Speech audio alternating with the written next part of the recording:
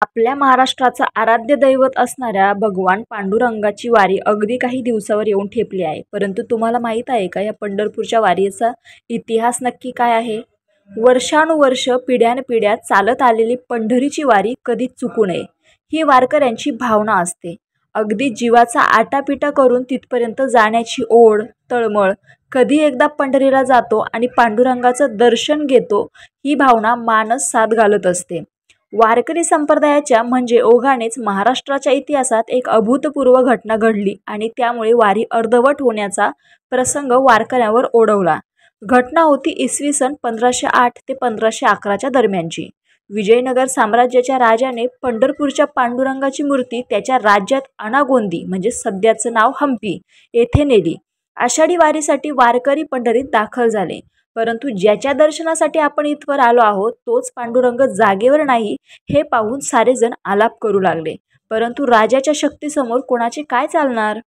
सर्व भाविकांनी पांडुरंगाचे निस्सीम भक्त श्री संत भानुदास महाराजांना हे कार्य पूर्ण करण्याची विनंती केली. भानुदासांच्या घराण्यात पंढरीची वारी पिढ्यानपिढ्या चालत आलेली होती. पांडुरंगाच्या दर्शनाचा ध्यास त्यांनाही होताच. त्यांनी पुढाकार घेतला आणि दर कोस दर मुक्काम करीत ते हम्पीस पोहोचले. एके रात्री पांडुरंगाच्या मंदिराजवळ गेल्यावर सैनिकांच्या कड्या बंदोबस्ताचे कुलूप बंद गाभाऱ्यात पांडुरंगाची मनमोहर मूर्ती विराजमान होती. दरवाजा स्पर्श करताच कुलूपे गळाली व सैनिकांना झोप लागली. भानुदास महाराज मूर्तीसमोर जाऊन उभे राहिले. म्हटले, देवा, अरे सगळे भक्त तुझी पंढरीत वाट पाहत आहेत आणि तू येथे आलास. तुला येथे सर्व राजोपचार प्राप्त होतील, परंतु पंढरीस प्राप्त होणाऱ्या भक्तांच्या भक्तिप्रेमास तू मुकशील. चल माझ्या समवेत. दोघांचा काही संवाद झाल्यानंतर भगवंताने आपल्या गळ्यातील तुळशीचा हार भानुदास महाराजांच्या गळ्यात घातला. बरोबरीने नवरत्नांचा एक हारही त्याच्या गळ्यात घातला. महाराज बाहेर पडले. परिस्थिती पूर्ववत झाली. सकाळी राजा काकड आरतीस आल्यानंतर त्याच्या लक्षात आले की देवाच्या गळ्यातील नवरत्नाचा हार गायब झाला आहे. शोधाशोध सुरू झाली. राजाने फरमान सोडले की जो कोणी चोर असेल त्याला सुळावर चढवा. पहाटे तुंगभद्रा नदीच्या तीरावर भानुदास महाराज स्नानसंध्या करीत असताना त्यांच्या गळ्यात असलेला नवरत्नांचा हार चमकला. चोर सापडला ह्या भावनेने राजाज्ञेप्रमाणे भानुदास महाराजांना सुळावर देण्याचे नियोजन झाले. परंतु चमत्कार झाला. कोरडिये काष्ठी अंकुर फुटले येणे येथे झाले विठोबाचे. सुळाला पालवी फुटली बातमी राजापर्यंत गेली. पांडुरंगाच्या नियोजनानुसार त्याच्या भक्ताचा छळ झाल्यास तेथे क्षणभरही राहायचे नाही. याप्रमाणे पांडुरंगाने अंगुष्ठ एवढे रूप धारण केले, म्हणजे अंगठ्या एवढे, व संत भानुदास महाराजांच्या परडीत बसले.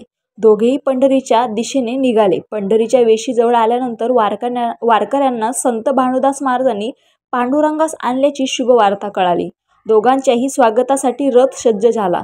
वारकऱ्यांचा आनंद गगनात मावेना. पुंडलिक वरदा हरिविठ्ठल ह्याच्या गजराने पंढरी दुमदुमली. वारकरी दिंडी घेऊन दोघांना घेण्यासाठी तिथपर्यंत आले. पुष्पवृष्टी झाली. स्थानिकांनी सडा सारवण केले. सुवासिनींनी पायघड्या घातल्या, ओवाळले. वेशीजवळ आल्यानंतर पांडुरंगाने आपले मूळ रूप धारण केले. पांडुरंग पंढरीत आले तो दिवस होता कार्तिकी एकादशीचा. पांडुरंगाने पुन्हा येथून बाहेर जाऊ नये यासाठी भाविकांच्या विनंतीवरून संत भानुदास महाराजांच्या हस्ते प्रदक्षिणा मार्गावरील काळ्या मारुतीची स्थापना करण्यात आली. मंदिरात गेल्यानंतर सोबत भानुदास महाराजांच्या हस्तेच पांडुरंगाची पुनर्स्थापना करण्यात आली. पांडुरंगाने भानुदास महाराजांना आशीर्वाद रूपी 2 वर दिले की तुझ्या वंशात. संत भानुदास महाराजांच्या भक्ती आणि कर्तृत्वाचे फळ म्हणजे आज पांडुरंगाचे दर्शन आपणास पंढरीत होत आहे. म्हणूनच आजही पंढरपूरला जाऊन आपण वारी करतो. नसता हम्पीची वारी करावी लागली असती. संत ज्ञानेश्वरादिक संतांनी पंढरीचा जो महिमा लिहिला आहे तो गाता आला नसता. संत एकनाथ व संत तुकारामांना पंढरी पर अभंग लिहिता आले नसते.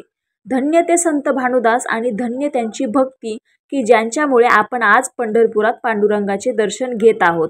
आजही ज्या ठिकाणी हम्पीच्या विठ्ठल मंदिरात पांडुरंगा स्थापित केले होते त्या ठिकाणी गाभाऱ्यात पांडुरंग नाहीये. तेथे एक खाच दिसते की ज्यात पांडुरंगाची मूर्ती विराजमान करण्यात आली होती. रामकृष्ण हरी.